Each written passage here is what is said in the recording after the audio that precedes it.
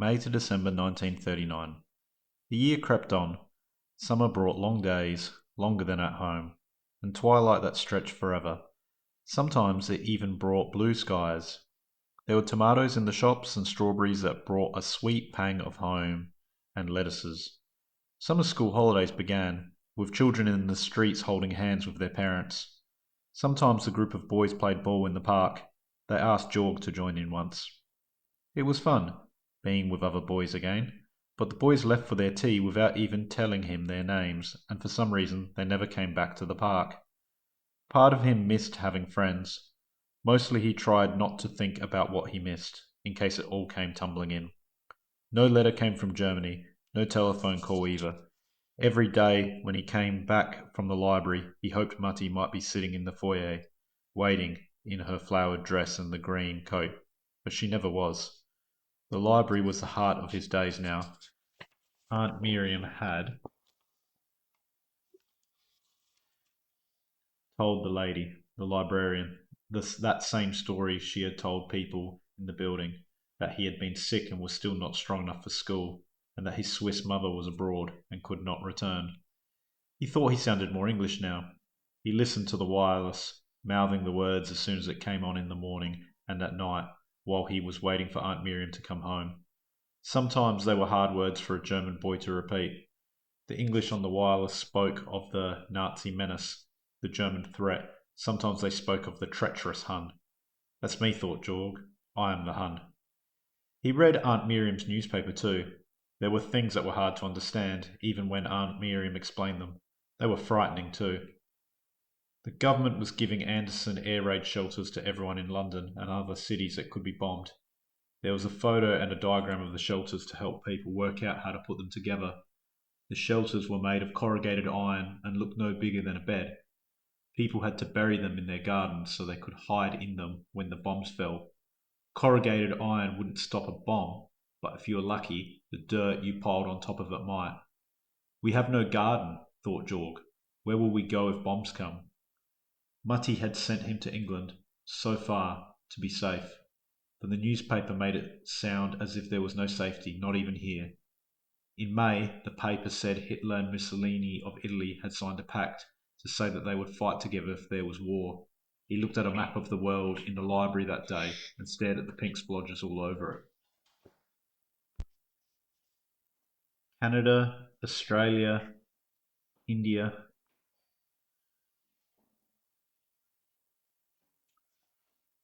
Burma, so much of Africa. It was hard to understand. England had the biggest empire on earth. There was more pink than any other colour. How could it be in danger, even from Germany and Italy combined? Of course Germany had the Führer, while England only had Mr. Chamberlain, whose voice was as dry as English toast. The German army and navy were the biggest in the world. German soldiers were the best in the world too. He hesitated at that. Were they really? Or was that what he'd been told? Were they the best like Jews were bad? He asked Aunt Miriam that night. She sighed and slipped her shoes off as she sat down on the sofa. Get me a cup of tea, George. There's a lamb. The days in her office were even longer now. He made the tea carefully, one spoonful for Aunt Miriam and one for the pot, taking the pot to the kettle and not the other way around, so the water would be hot when it poured onto the leaves. He was proud to be able to make tea now. Adults in Germany drank coffee, but he had never made it. He never went into the kitchen except when Lottie was making Kugelhopf and let him lick out the bowl. Aunt Miriam sipped the tea gratefully, then dunked in her Garibaldi biscuit. The English ate biscuits from packets, bought at the shop instead of cakes made at home. At least Aunt Miriam did. At last she spoke. People say the sun never sets on the British Empire, and that's true enough, she smiled briefly. Yes, it is the biggest in the world, but we don't have nearly as many soldiers as Germany. Nowhere near as many aeroplanes or ships, and certainly nothing as massive as Germany's battleship, the Bismarck. Germany had been preparing for this war for 10 years, and England has done nothing in that time. Nothing? She shrugged. Not enough, then. England hoped to negotiate a way to avoid a war. I hoped too, but lately, well, war is coming for us whether we want it or not. If we don't fight, we will be ruled by Hitler and his brown shirts. People who hate Jews, thought George. but he didn't say it. But England will win. The Empire will fight too. The Empire will fight. She shook her head. However, the Empire isn't like it looks on the map, George. India has millions of people but very few soldiers, even though they're good ones.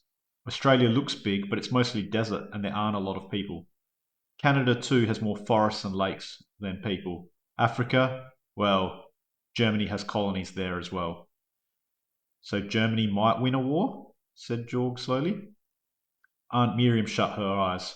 Her face was hollowed with weariness. I studied history at Oxford. Your father studied his poets. He studied dreams and words. I studied what people did and tried to understand why. Countries that begin wars rarely win them, George. Maybe because greed stops them seeing situations clearly, and maybe because only a certain sort of madman leads his country to invade another. But Hitler has already won in Czechoslovakia, in Austria, though the Austrians didn't fight back, he thought. Aunt Miriam opened her eyes. I didn't say victory would be quick or easy, 10 years, 100, but we'll win, George. We won last time, despite the odds. We'll win again. Her smile looked almost sad. Or perhaps I'm like your father too. Perhaps I only see the patterns in history that tell me what I want to see, that our tiny island has a chance of winning, of defeating a country determined to persecute and kill many of its own people as well as outsiders. 10 years of war. 100. He glanced out the window and down to the street. A horse was dragging a cart piled high with rubbish. A man in filthy grey clothes called out, Rag and bones! Bring out your rag and bones! The cart came in the evenings after people had eaten their dinner. Aunt Miriam had let him take down the chop and roast lamb bones last week, but there were none today. The man in the cart looked so normal, so safe. It wasn't fair that the world could look safe while darkness hid around the corner. It wasn't fair at all. He read the newspaper every morning after that. It was usually slightly crumpled after Aunt Miriam had read it over breakfast. 10,000 Jewish women marched through the streets of a place called Palestine to ask the English rulers to let more Jews come from Germany to Palestine. But it seemed the Führer wouldn't let them out, nor the English rulers let them in. He wondered if they would let Mutty into England if Papa wasn't with her. Aunt Miriam would help if she could, but he didn't ask Aunt Miriam what she thought if he didn't know for sure. Then he could still hope that one day, someday, there'd be a knock, a phone call, a flowered silk dress down in the foyer. In August, Hitler and Stalin of Russia promised not to fight each other. At least that was better than Russia promising to fight England too. The newspaper that day had an article about a new type of plane too. It had been invented in Germany and was called a jet. It went very fast while pushing out jets of hot gas. For a moment, George was proud of his country, and then remembered it wasn't his country anymore.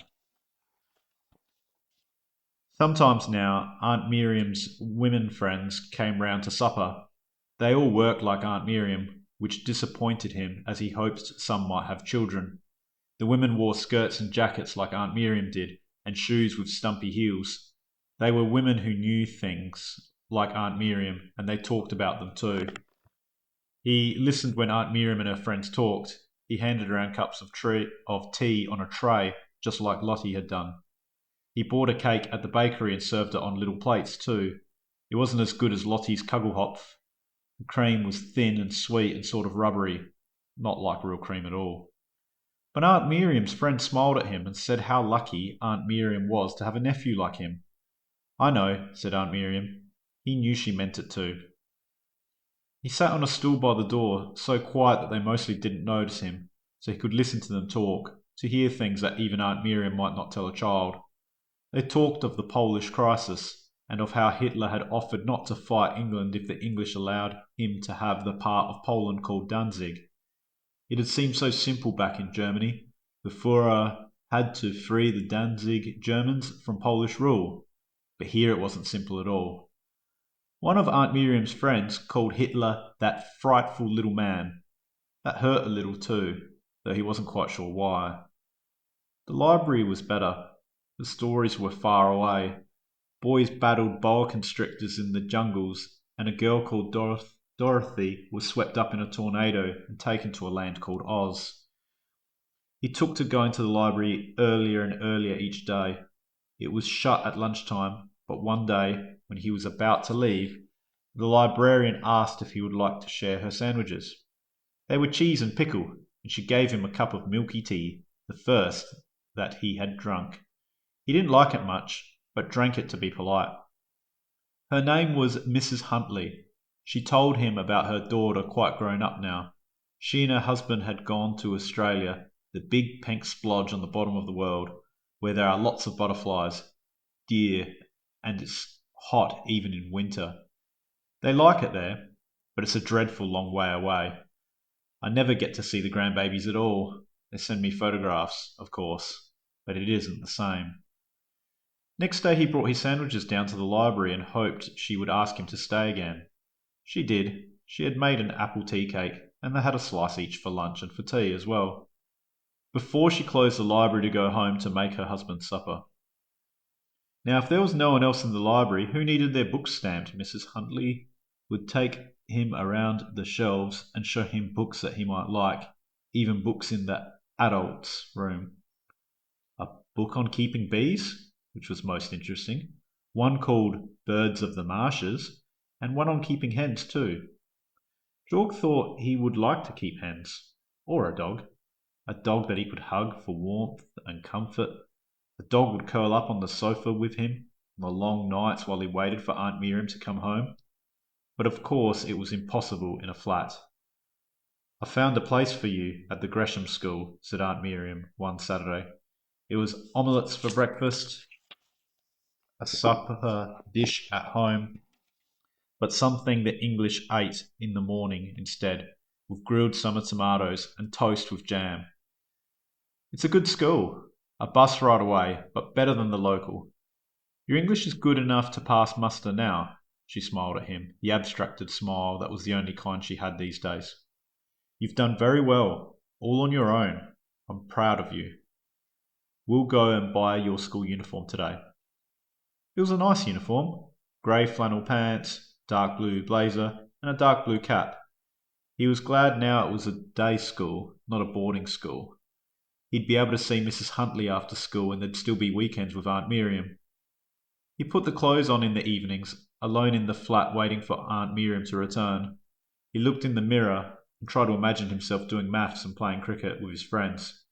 An English boy with English friends. The chance of school vanished. The Gresham School announced that in August it would evacuate all its students to High Martin Manor in the country, away from any bombs that might fall on London.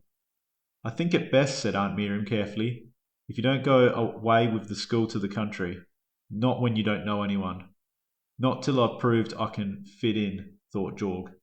"Not till no one would suspect that I'm German." The uniform hung lonely in the cupboard. He had worn it so he couldn't send it back. He guessed that if he ever wore a school uniform, he'd have to grow out of this one.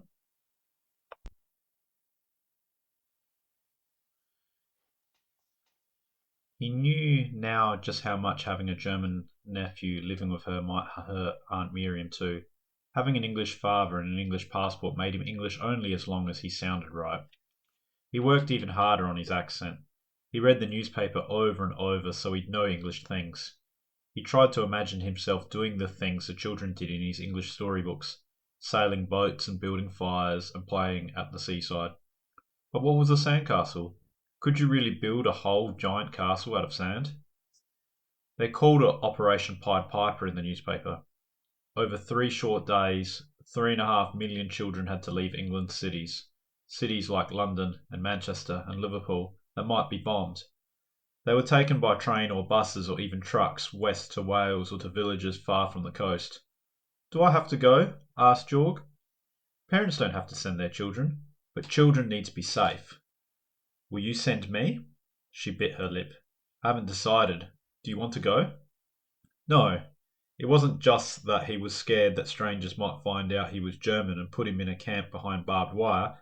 Aunt Miriam and her flat and Mrs. Huntley's library were the only safe things he knew. Aunt Miriam mightn't know much about children, but she was his. She nodded slowly. "Very well." But if things get bad, you may have to leave then. And she hesitated. I shouldn't tell you this, George. Don't repeat it. Who would I tell it to? He wondered. To Mrs. Huntley? To Mutty in my dreams? My office may be transferred out of London. Its work is too important to be lost to bombs. Where would we go? No one's told me. No one has said anything official yet. Somewhere in the country, that's all. Somewhere that doesn't look like it would be worth a bomb. A cottage, thought Jorg. That's where his book said people lived in the English countryside. No one would think of bombing cottages. He imagined packing the dreaded suitcase again. It would be worth it to go to a cottage in the country. In books, cottages had roses around the door. Roslein, Roslein, Roslein rot. Maybe they could have some hens. He might even be allowed a dog. He watched from afar as the children assembled in the park, one of the nearly 2,000 assembly points just in London.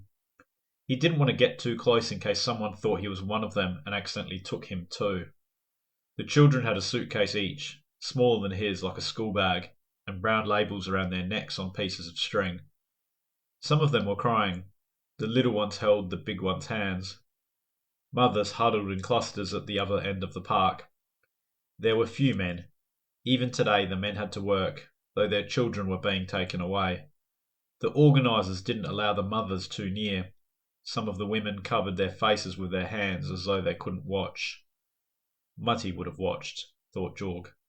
Mutty looked at me till the suitcase closed. He knew in his heart she had watched the suitcase as it was carried down the path and down the street. She would have followed it to the station if she hadn't been afraid that someone would see her and wonder about the suitcase with him inside.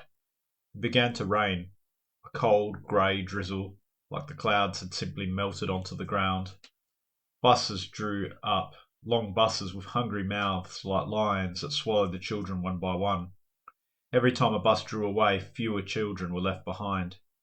A woman screamed. She fell to the ground, sobbing. She still sobbed as two older women helped her away. At last there were no more buses. The organisers herded the remaining children into two lines, each couple holding each other's hand. They began to march left, right, across the road, then down towards the train station. The mothers followed. The buses had been cool and silent. It was different with the hiss and chuff of trains. The children clambered into the carriages. They leaned out, their cardboard labels dangling. They waved and shouted at their mothers, at the porters, at children who hadn't yet boarded. It was almost like a holiday was coming, not a war. The mothers waved too, coming nearer now that official guardians were on the trains. You be a good girl now. You write as soon as you get there, you hear? No mucking up. You behave yourself or I'll come down and give you what for. And change your vest every night, and don't forget to take that medicine. No one said, I love you. No one said, I'll miss you, or my world will crack when you are gone. No one said, I don't think I can bear this, but I will. He hadn't said those words either. For the first time, he wondered if they even needed to be said. He waited till the last train had vanished down the line, till the last mother had shoved her damp handkerchief in her pocket and trudged slowly out of the station, before he left too and went back to the flat, silent till he turned the wireless on. He was listening to the wireless one evening, repeating the phrases the announcer said, when there was a knock at the door. He started. No one had ever knocked at that door when he had been there alone before. The maid had her own key. Aunt Miriam's friends only came when she was there. The doorman downstairs took deliveries. The doorman must have allowed whoever this was up. For a second his heart seemed to rip in two. It was Mutty? Or Mutty and Papa? He opened the door. A tall man stood there with long, thin legs like a grasshopper's and grey hair under his tin hat. He peered down at Jorg. Good evening, laddie. I'm Captain Hawkins, air raid warden. Can I speak to your mummy or daddy? My aunt isn't at home, said Jorg carefully. What? Oh, Yes, the doorman told me. You're. He looked at the list. Mark's, George and his aunt Mark's, Miriam. Well, you'll do, laddie. He reached into a box out of sight in the corridor and pulled out two strange bundles. Gas masks, he said. Gas masks? Repeated Jorg. For a moment he thought it might be a reference to his own name, Marks. Put it on if there is a poison gas raid, said Captain Hawkins patiently. The Jerrys sent poison gas down on us in great big canisters in the last war I was in France. Chaps coughed up blood. He saw the expression on Jorg's face and stopped. Well, just you make sure you put yours on if you hear the siren, and you give your auntie hers too. Can you do that? Yes, said Jorg. Right. See how I do it? Suck in your breath, then hold the mask in front of your face and pull the straps over your head as far as they will go. Captain Hawkins' face vanished in the gas mask. He looked even more like an insect now, a strange, evil insect. He pulled the mask off and became human again. Now you try it. Make sure you don't twist the straps now. Jorg took the thing and placed it over his face. It felt peculiar and stiff, and he couldn't see very much. It smelled horrible too. This is meant to make me feel safe, he thought. Safe from gas, like the shelters are to keep us safe from bombs. He didn't feel safe at all. One day there was no newspaper when Jorg got up and wandered out into the kitchen. He looked in the bin, in case Aunt Miriam had used it to wrap scraps then in the living room, but it was nowhere. Aunt Miriam must have taken it to work, he thought. He missed it. The newspaper had news from Germany every day now. It wasn't news he liked to read, but at least he could see his homeland's name in print and know that it was still there.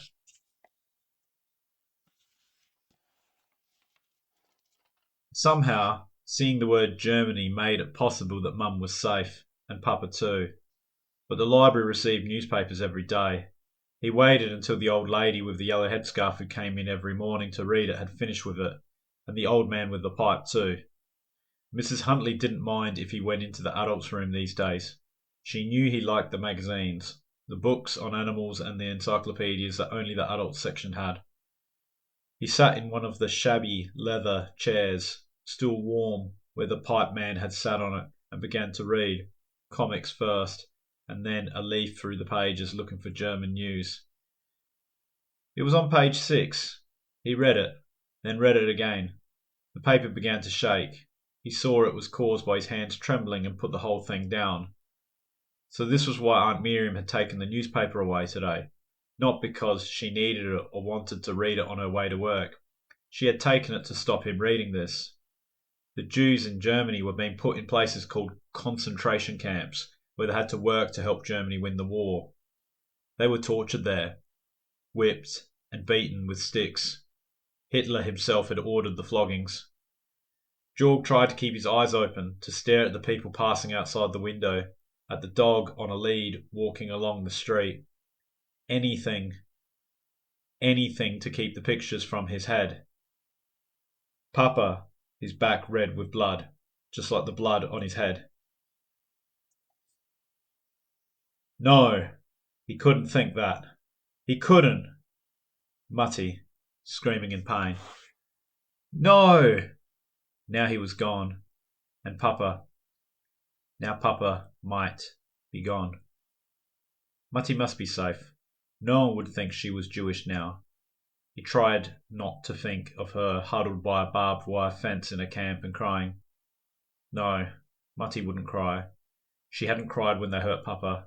She hadn't let the tears fall for her son, at least not when he could see. Mutty wouldn't even cry because of Hitler. Now Hitler might be coming here. Jorg was at the library the day the war arrived. No other young people used the children's room now. Occasionally he saw other children in the distance, even a mob of boys once. A few families must have kept their children home like him, but none of those left in this part of London used the library. Mrs. Huntley smiled at him when he arrived. She had assumed that he wasn't to be evacuated because of the illness Aunt Miriam had told her about, but today she seemed distracted. The streets were emptier than he had ever seen them. It wasn't just that the children had vanished, most of the adults had gone somewhere too. Were grown ups also leaving London now? But Aunt Miriam would have told him if they were, and he didn't like to ask Mrs. Huntley. Mrs. Huntley knew how to find a book about polar bears, but he thought she didn't understand the world outside like Aunt Miriam did. He found a book, an old boy's own annual he hadn't seen before. It told him how to build an underwater spear gun. It didn't seem like something you could use in a pond, but maybe if you ever went to the seaside like children in the books. Someone yelled outside. The sound of cheering echoed from down the street. Mrs. Huntley ran outside and into the tea shop next door. George stared. Mrs. Huntley had never left the library during the day before. A minute later she was back. She slipped behind her desk, hunched up with her cardigan wrapped around her as if she was cold. He approached her quietly. "Are you all right? Why are they cheering?" She looked at him, her face wet. "It's wet. It's war, dear," she said flatly. "Mr. Chamberlain says we're at war." "With Germany?" There didn't seem to be anybody else to be at war with, other than Germany's friends, of course. Mrs. Huntley nodded. "My Ernest was in the last war," she added in almost whimper. "Lost his leg on the Somme." George had a vision of a man waking up one morning and not remembering where he had left his leg, hopping about in the fields looking for it. He thought of grey-faced, legless men sitting on street corners, their shabby hats on the footpath beside them, hoping for coins. No, he thought, Mr. Huntley lives in a house with Mrs. Huntley. Gassed him too. He's still up most nights, choking and gasping, trying to get some air into him. That's why I have to work here. Now we're for it again. The whole horrible mess of it. It was as though she suddenly saw George again. She gave him a tight smile. "Don't you worry, dear. We saw the nasty Huns off last time. We'll see them off this time too." "Yes, George," he forced himself to add. "We will." A week later Mrs. Huntley was in tears again. "My dog, Blondie. The papers said pets have to be put down. All resources are needed for the war effort. Can't be wasting good food on dogs." She wiped her eyes savagely. "Poor old boy. I'd have shared my last crust with him, if I could. Had him near 14 years. Hundreds of them all in a pile at the vet's. Dogs and cats, and a horse too." George thought, "I won't be getting a dog then. Even if we go to a cottage, I can't have a dog." Planes thundered overhead. Grey metal against a greyer sky. Bombers or planes carrying troops to squadrons in France or Poland. No one seemed to know. The main streets were one way only. Cars piled with families. Dogs that had been spared being put down. Suitcases, even chairs and tables tied on the roofs. Rumbling out of London. Trucks trundled through the streets, taking paintings from the galleries and crates from the museums. All the treasures of London were being taken away to safety from the threat of bombs. All of London seemed to be moving except for them, Mrs. Huntley and the library. But the bombs didn't come. There were no streetlights now in case they showed the German bombers where to drop their cargo. He helped Aunt Miriam fit thick blackout curtains to every window in the flat. No crack of light that might lead the enemy up the river to London could show in the whole city. He wasn't allowed to turn a light on now unless the curtains were pulled. The nights were getting longer again, so he pulled them before he left the flat each afternoon, so he didn't have to fumble his way across to the windows in the dark when he got back. Registration day arrived. They lined up to register at the baker's shop, the butcher's and the grocer's for the new ration books. No one knew what food would be rationed yet, but everyone knew that life would be hard. England didn't grow enough food to feed her people, so all needed to be rationed so everyone could get a fair share and leave enough to feed the men in the army and the navy and air force. You couldn't fight on an empty belly. Civilians, those who weren't in the army or navy or air force, would get what was left. The newspaper explained how to keep chickens for eggs or rabbits for meat or plant a vegetable garden. George liked the idea of rabbits. They're not the killing them or meat part. Even keeping rabbits was impossible in a flat. Maybe they could have a garden in the park, but the men were piling walls of sandbags in the park now. He supposed the soldiers could hide behind them to shoot at the enemy when they arrived. Aunt Miriam filled the larder with cans of baked beans and canned salmon. They weren't rationed. If things get bad, she said quietly, it's best to have something in reserve. Christmas was coming. Georg watched the calendar, waiting for 6th December, Nikolostag, St. Nicholas Day. But Aunt Miriam didn't remind him to put his shoes outside the front door the evening before.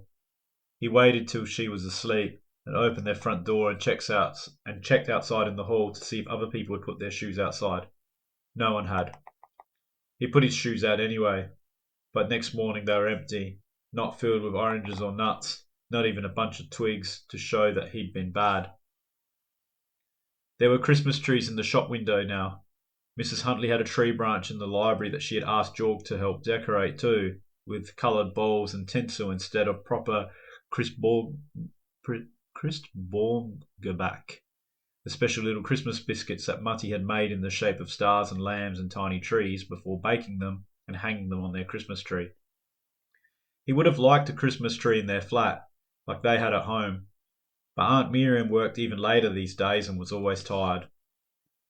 People sang carols in the street, holding out collection boxes for people to drop money into, but for once he didn't try to make out the English words.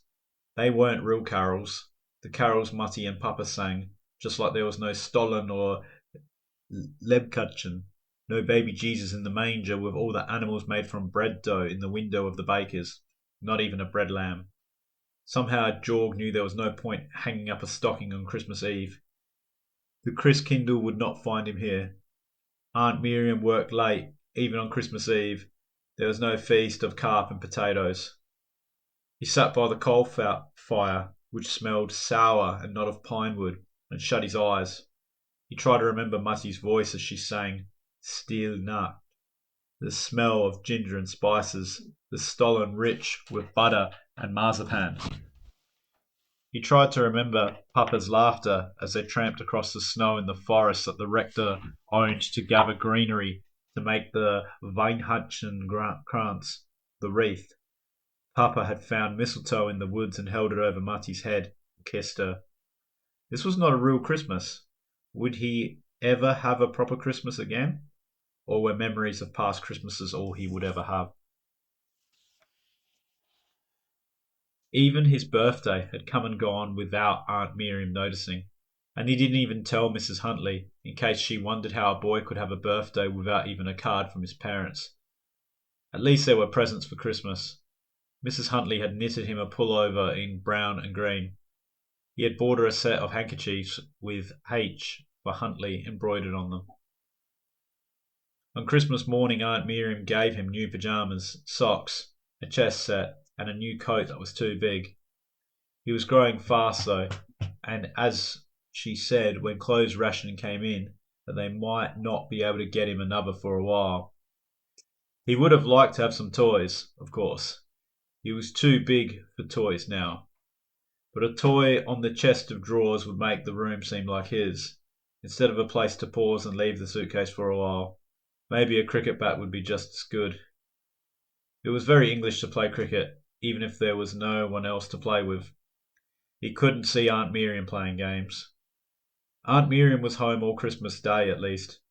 2 of her women friends came for dinner with a bottle of sherry, a plum pudding, and a silk scarf for Aunt Miriam, and a kaleidoscope for him that showed strange patterns that changed as you looked through it, and a book about a man named Biggles.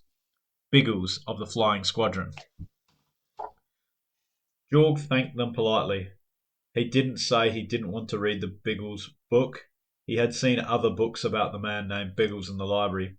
But even though he had read nearly all the books in the library now, even the ones for Littlies, he'd left the Biggles ones alone.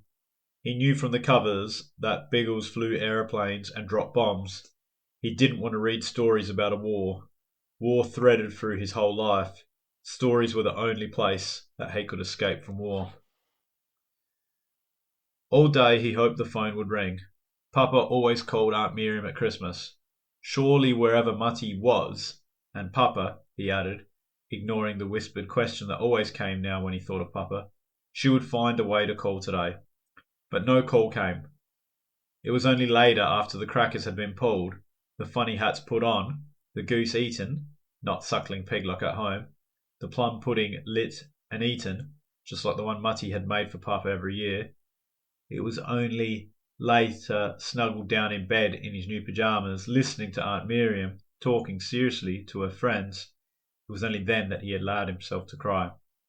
Deep, gulping sobs that almost rocked the bed. No presents or even a card from Germany. Not even something from Tante Gudrun. Of course he hadn't expected it. Not during a war. Mutty couldn't come now till the war was over. No letters or cards could come either. He knew that, but... George. Aunt Miriam sat heavily on the bed. She patted his shoulder clumsily. George, I'm sorry. I know. He burrowed into her lap and felt her arms clasp around him. He thought she might have been crying too. At last she kissed his forehead, then patted his shoulder, as though looking for something else to say. She didn't find it. He watched her stand up and step into the lighted living room, and then he tried.